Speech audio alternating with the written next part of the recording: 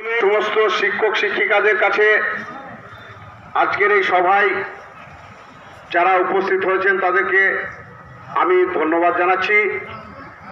এখনো অনেকেই যারা আসেননি তাদেরকেও আগামী দিনে আমাদের কর্মসূচিতে যাতে সামিল হয় তার জন্য আবেদন রাখছি।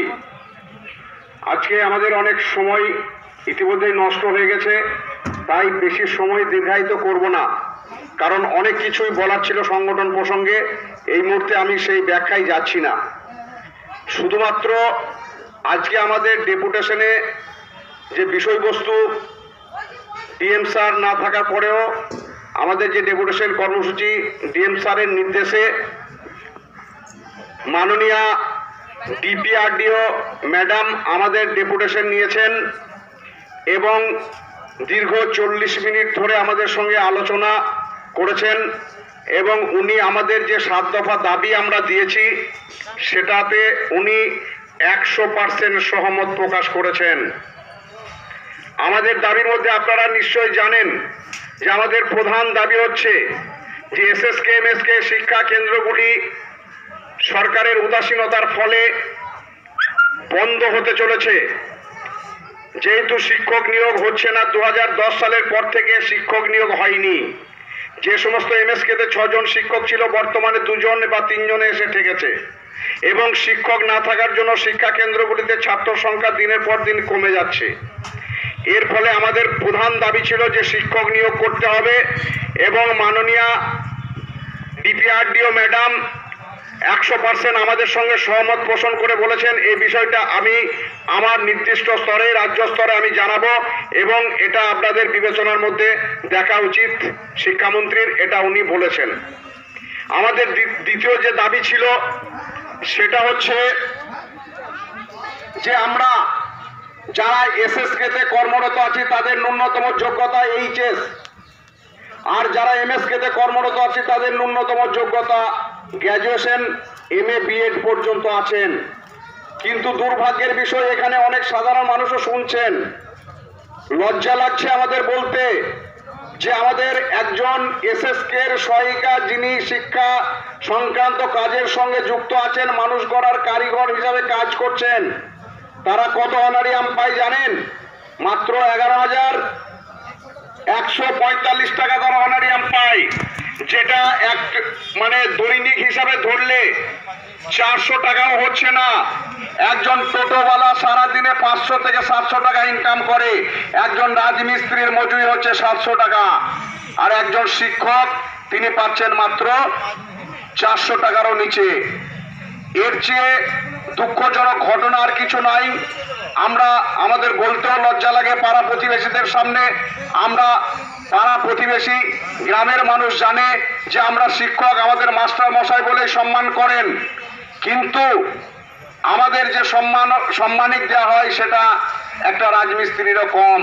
তাই এটা আমাদের ছিল দ্বিতীয় দাবি যে আমাদের সম্মানজনক ভাতা দিতে হবে। একজন গ্রুপ সি গ্রুপ ডি এর স্টাফ তারা পাচ্ছে 8 পাসে 15,000, একজন গ্রুপ সি স্টাফ যিনি মাধ্যমিক পাস তিনি পাচ্ছেন 21,000, অথচ আমরা এমএ বিএড গ্র্যাজুয়েশন যারা শিক্ষকতা করছি আমাদের অনারিয়াম দেওয়া হচ্ছে 14,522 টাকা। তাই দিদির কাছে আমরা আজকে এই কর্মসূচির মাধ্যমে, সারা রাজ্যব্যাপী এই কর্মসূচি চলছে, এই কর্মসূচির মাধ্যমে দিদি এবং শিক্ষামন্ত্রীর দৃষ্টি আকর্ষণ করতে চাই। আমরা সরকারের বিরোধিতা করতে চাইছি না। আমরা বলতে চাই আমাদের পেটে খিদে লেগেছে, আমাদের খাবার দেওয়া হোক, আমাদের ছেলেরা যাতে দুবেলা দুমুঠো খেতে পায় তার জন্য তার ব্যবস্থা করুন। দিদি আপনার কাছে করজোড়ে আমাদের অনুরোধ। আপনি অনেক কিছু করছেন, অনেক দান ছত্র করছেন, আপনি যে লক্ষ্মীর ভান্ডারে দান করছেন আমরা বিরোধিতা করছি না, লক্ষ্মীর ভান্ডারে দান করছেন আপনি করুন, কোনো বিরোধিতা আমরা করছি না। কিন্তু লক্ষ্মীর ভান্ডারে যার মাসিক ইনকাম 2 লক্ষ টাকারও বেশি তার স্ত্রীটাও লক্ষ্মীর ভান্ডার পাচ্ছে। যে একজন ব্যবসায়ী ডেলি 15,000 টাকা ইনকাম করে, আমাদের মাসে 15,000 টাকা নয়, তার স্ত্রীটাও লক্ষ্মীর ভান্ডার পাচ্ছে, তার বৌমাটা লক্ষ্মীর ভান্ডার পাচ্ছে। একটু বিবেচনা করে দেখবেন, লক্ষ্মীর ভান্ডারের টাকাটা মাসের 1 তারিখে ঢুকে যায়, আমরা সারা মাস কর্ম করার পরে আমাদের অনারিয়াম ঢোকানোর ক্ষেত্রে 5 তারিখ 7 তারিখ 10 তারিখ পর্যন্ত হয়ে যায়। তাই মাননীয়ের কাছে করজোড়ে অনুরোধ, একটু মানবিক দৃষ্টিভঙ্গি নিয়ে আমাদের যে দাবি, আমরা সারা রাজ্যব্যাপী জেলা ডিএম এবং শিক্ষা কর্মদক্ষ এবং সভাধিপতির কাছে ডেপুটেশনের মাধ্যমে আপনার কাছে পাঠাচ্ছি। আগামী 30শে ডিসেম্বরের আগে আমরা বিকাশ ভবন এবং করুণাময়ী স্তরে আমরা জমায়েত এবং ডেপুটেশন কর্মসূচি গ্রহণ করব। যদি আমাদের এই দাবি আপনি মানবিকতার সঙ্গে না দেখেন, যে সমস্ত বিষয়গুলো, অনেক বিষয় আমি মানবিকভাবে দেখছেন, অথচ আমাদের এই দাবিটা যদি আপনি মানবিকভাবে না দেখেন, তাহলে আজকে আমরা আবেদন নিবেদনের মাধ্যমে ছেড়ে দিচ্ছি। আগামী দিনে কিন্তু সত্যি কথা বলতে আমরা দৃষ্টি আকর্ষণ করার জন্য এসেছি। আগামী দিনে যদি আমাদের পেটে লাথি পড়ে, আমরা যদি শিক্ষকতার কাজে নিজেদের 15 বছর 20 বছর আমাদের মূল্যবান সময় নিয়োজিত করার পরে আমরা যদি আমাদের সন্তানদের মুখে ঠিক মতো অন্ন তুলে দিতে না পারি, তাহলে নিশ্চয়ই বুঝতেই পারছেন আমাদের লড়াইটা কিন্তু আগামী দিনে আরো জঙ্গি লড়াই হবে। এ বিষয়ে ব্যর্থহীন ভাষায় আমি বলতে চাই। আমি আবেদন নিবেদনের মাধ্যমে দিদিকে আরো বলতে চাই, দিদি আপনার কাছে করজোড়ে অনুরোধ, মাননীয় শিক্ষামন্ত্রীর কাছে আমাদের করজোড়ে অনুরোধ, আপনি এই সমস্ত বঞ্চিত, নিপীড়িত, শোষিত শিক্ষকদের জন্য একটু ভাববেন, শিক্ষা কেন্দ্রগুলোর জন্য একটু ভাববেন। শিক্ষা কেন্দ্রগুলো উঠে যাচ্ছে।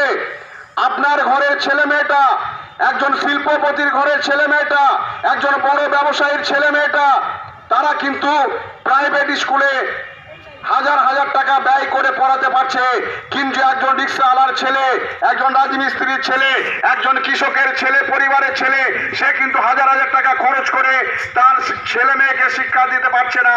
তাই তার জন্য এই সরকারি এই শিক্ষা প্রতিষ্ঠানগুলো সবচেয়ে গুরুত্বপূর্ণ। তাই গরিব মেহনতি মানুষের স্বার্থে, তাদের বাচ্চাদের শিক্ষার মান উন্নয়নের স্বার্থে এই শিক্ষা কেন্দ্রগুলোকে সচল রাখতে হবে, এই শিক্ষা কেন্দ্রকে বাঁচিয়ে রাখতে হবে। এই দাবিটা আমাদের সবচেয়ে প্রধান দাবি। আশা করছি মাননীয় মুখ্যমন্ত্রী এটা মানবিকভাবে দেখবেন, শিক্ষামন্ত্রী এটা মানবিকভাবে দেখবেন। আগামী দিন আমরা জানুয়ারি মাস পর্যন্ত অপেক্ষা করব। জানুয়ারি মাসে যদি আমাদের দাবি পূরণ না হয়, তাহলে আমরা আগামী দিনে জঙ্গি আন্দোলনের মধ্যে শিক্ষক হলেও বলতে বাধ্য হচ্ছি, ভাষাটা খারাপ হলেও বলতে বাধ্য হচ্ছি, জঙ্গি আন্দোলনের মাধ্যমে কিভাবে দাবি আদায় করতে হয় সেটা আমরা জানি এবং সেভাবে আমরা দাবি ছিনিয়ে নিয়ে আসব। সবশেষে আমি আবারও জেলার সমস্ত শিক্ষক শিক্ষিকাদের যারা আজকে সবাই উপস্থিত হয়েছেন তাদের ধন্যবাদ জানাচ্ছি, এবং যারা বাইরে থাকছেন তাদের নিশ্চয়ই বার্তা যাবে। আমরা বলতে চাই, ঘরে বসে থেকে নিজেদের সুবিধাবাদী ঝোঁক ত্যাগ করুন। আগামী দিনে সবাই ঝাঁপিয়ে না পড়লে আমাদের দাবি কিন্তু পূরণ হবে না। একটা কথা মনে রাখবেন, সংগঠন ছিল বলেই মার্চের 6 তারিখে যখন আমরা বিকাশ ভবনে রাজ্য স্তরে জমায়েত করেছিলাম, ঠিক 7 তারিখে দেখবেন একটা অর্ডার বের হয়েছিল শিক্ষা দপ্তর থেকে, ফিনান্স দপ্তর থেকে। সেখানে যে বাজেটে আমাদের এসএসকে এমএসকে এর কথা উল্লেখ না থাকলেও 7 তারিখের অর্ডারে সেখানে এমএসকে এসএসকে এর কথা উল্লেখ করতে বাধ্য হয়েছিল। তারপরেও কিন্তু অনেক ধোঁয়াশা ছিল যে 1 লক্ষ টাকা যেহেতু উল্লেখ করেনি, 2 লক্ষ এবং 3 লক্ষ উল্লেখ করেছে, তাই হয়তো আমরা পাবো না।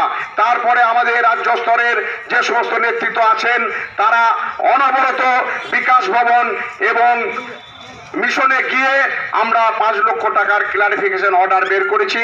1 লক্ষ টাকা থেকে 5 লক্ষ টাকা হয়েছে। জোরের সঙ্গে বলছি, এটা সংগঠনের জোরে হয়েছে, এটা মনে রাখবেন। যারা বাড়িতে বসে আছেন তাদের জন্য বলছি, নিশ্চয়ই তাদের কাছে বার্তা যাবে। আগামী দিনে ভাববেন আপনারা বাড়িতে বসে থাকবেন কিনা। যদি বাড়িতে বসে থাকেন, পরিষ্কার কথা, নেতৃত্বর সঙ্গে যদি সহযোগিতার হাত বাড়িয়ে না দেন, আপনারা কোনো সমস্যায় পড়লে সংগঠন কিন্তু আপনাদের পাশে দাঁড়াবে না।